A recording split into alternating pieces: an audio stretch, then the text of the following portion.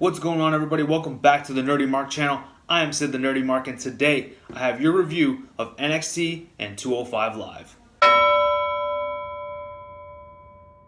So it is the NXT after TakeOver New York, which was absolutely fantastic. So if you have not watched NXT TakeOver New York, I highly suggest you go check it out and then go over to my review of NXT TakeOver New York after you watch it while you're at it. And also check out my review of WrestleMania that I did. It was a live stream that I did, so go check that out as well. But this week, NXT was primarily a recap of TakeOver New York, but we did have a couple of matches, so I'm going to go ahead and talk about them. So the first match we had was between Johnny Wrestling's wife, Candice LeRae, or Candice Wrestling as she is affectionately called, versus Aaliyah of Vanessa Bourne and Aaliyah, that whole tag team. Decent match. There was a lot of trash talking between LeRae and Aaliyah. Aaliyah does the most of the trash talking. She keeps repeating, "Who do you think you are? Who do you think you are? Who do you think you are?" So like she repeats the same phrase over and over again. So I mean, it just still shows that she's still a little green.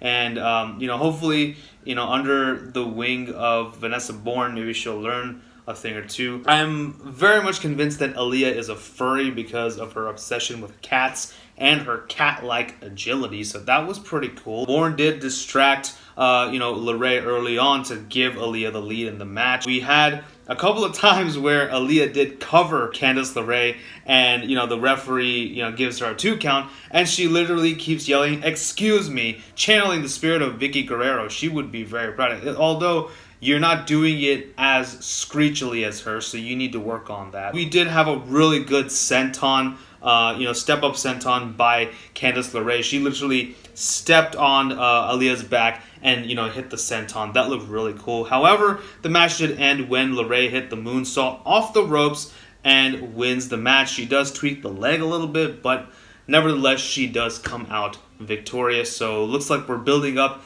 Candice LeRae a little bit more, which makes sense. Her husband is, the NXT champion, so might as well give some momentum to his wife. Next up, we did have Danny Burch taking on Jackson Ryker. Ryker obviously has Cutler and Blake at his side, and Danny Burch has Oney Lorcan on his side. Oney Lorcan, I thought, was full-time over to 205 Live, but I guess he's still doing some work in NXT. I mean, that's cool too. I'm okay with that. This was a pretty good match, very hard-hitting match. Burch did start off very, very hot in the beginning. However, Ryker did block an enziguri attempt by Burch over the apron to take control of the match. It is Ryker for the most part.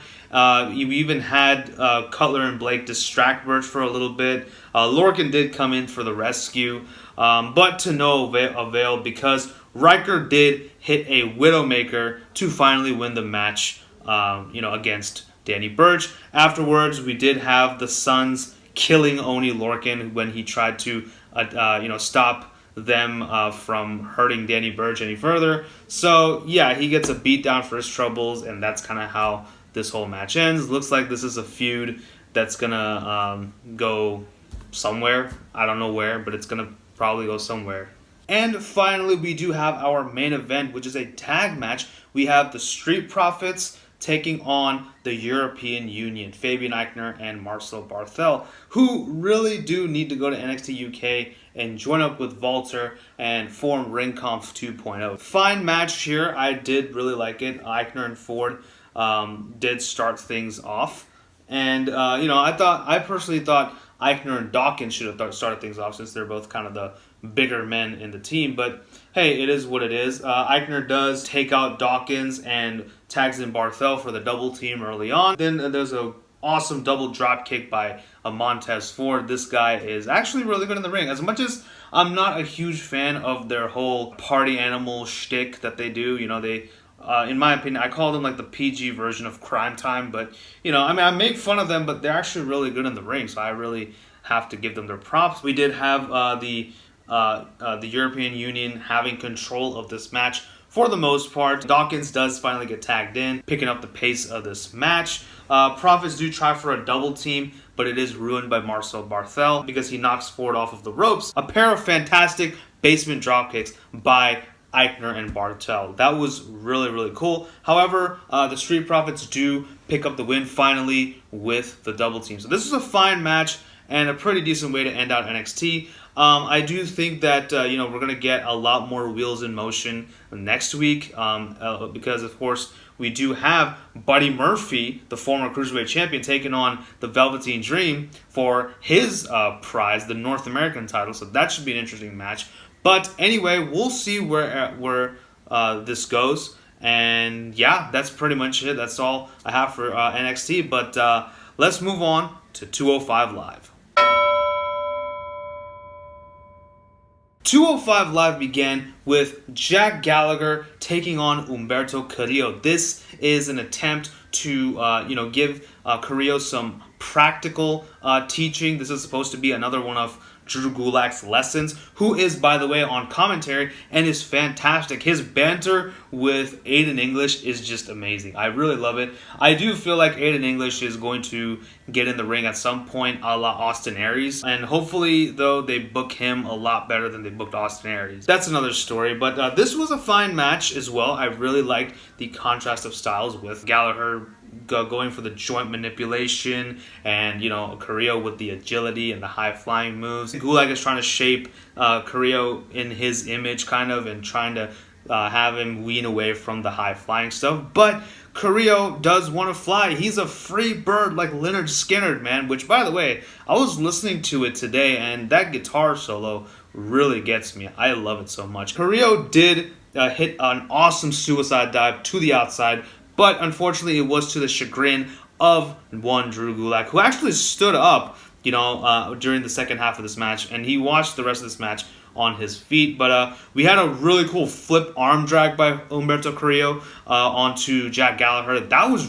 really fantastic stuff. I love this guy, man. He's definitely a rising star in 205 Live. Just watch out for this kid. I keep saying this. I'm going to keep saying it until they actually give him like a really big push. But anyway, Carrillo is trying to go for a top rope move, but Gulak does get involved, pushes Carrillo off the top rope, thereby giving him the DQ win. Then he goes in and starts grounding and pounding on Humberto Carrillo until Jack Gallagher finally stops Gulak and headbutts him out of the ring. So it looks like we're getting a face turn from Jack Gallagher. I'm actually okay with that. I would like to keep him as a face, but with this whole gimmick. I don't want him to go back to the umbrella thing again. First of all, that's copyright infringement. You're gonna hear from Marty Scurll, and second of all, I think I like him better as a little bit more of a serious character, and I want to keep him as a serious character, but you can still keep him babyface. So I'd like to see that, but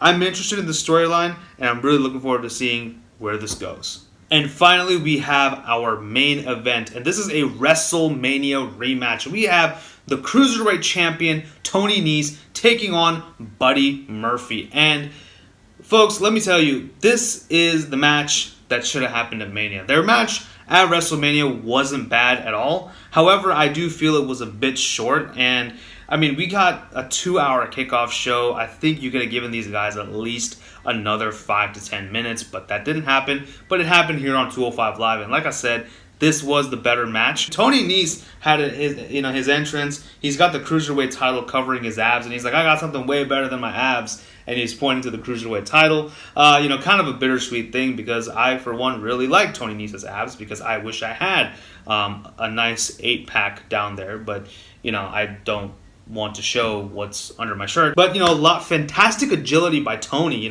Carrying all that mass.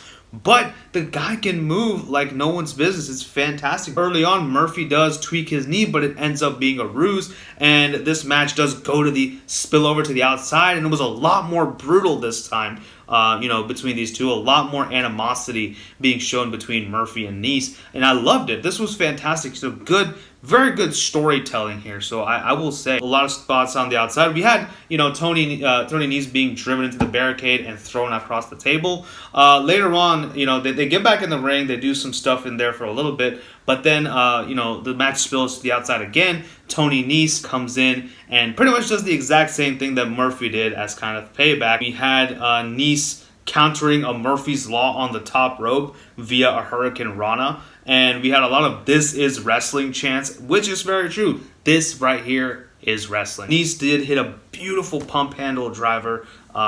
It was just fantastic. Everything about it was just really amazing. Then Nese then blocked a V-trigger attempt and converts it into a suplex. That was also good stuff. Nese, again, this guy is one of the most intelligent wrestlers I have ever seen. You know, I think this guy's really smart in the ring. So he's not just, you know, a meathead. He knows what the hell he's doing. I mean, he's got a damn title now. So, you know, I think it was a matter of time anyway. Nese did go for a running Nese towards the latter half, but Murphy did block this attempt and got him onto the apron, hit him with the knee, and, you know, the match rolls to the outside again. These two just brutalize each other on the outside. Nese is dead for a little bit. Murphy does break the 10 count for a little bit. Then he goes back in, but then Nese launches him across the announce table. That was a fantastic spot. Nese does kick out of a Murphy's Law. That was fantastic. So Murphy goes for it again. This time he hits 2 V-triggers. I'm going to call it the V-trigger because it looks very similar to what Kenny Omega does, except he doesn't run and hit it. He just, like, you know, holds your hands and boom, hits you with the knee. I'm still going to call it a V-trigger. So anyway, you know, Murphy hits 2 V-triggers, tries to go for a Murphy's Law, but Nese converts it into a reverse Rana, gets him onto the apron. 2 running Neses later, 1, 2, 3, Tony Nese retains his Cruiserweight Championship. Folks, I highly suggest you seek out this match. This is the match that should have happened at WrestleMania. I cannot stress it enough. Fantastic stuff all around. I would say this was match of the night for me. I really think it was. So, yeah, I mean, that's all I have to say. That was 205 Live. Fantastic show. I think that Murphy might be going up to Raw or SmackDown because, you know, the Superstar shakeup and whatnot. We could very well see Murphy on the blue or red brands. However, you know, we are going to see him next week in NXT when he goes against the Velveteen Dream, so that should be a good match. So this was obviously the NXT after TakeOver New York and the 205 Live after WrestleMania, respectively. However, I will say that 205 Live definitely was the stronger show this week just because NXT focused a little bit more on recaps. The matches weren't bad at all. I think it was more centered on, you know, promos and trying to set some wheels in motion here. But either way, both shows still did a good job. Again, 205 Live comes out on top for me today. As I mentioned, match of the night was Tony Nese versus Buddy Murphy Part 2 Electric Boogaloo. So that pretty much concludes my review of NXT and 205 Live this week. Let me know what you guys thought about both shows in the comment section below. Also, don't forget to like, share, and subscribe. Follow me on social media and tell your friends about the Nerdy Mark. Thank you all so much for watching. Thank you so much for your support. This is Sid signing off. You guys take care. Bye-bye.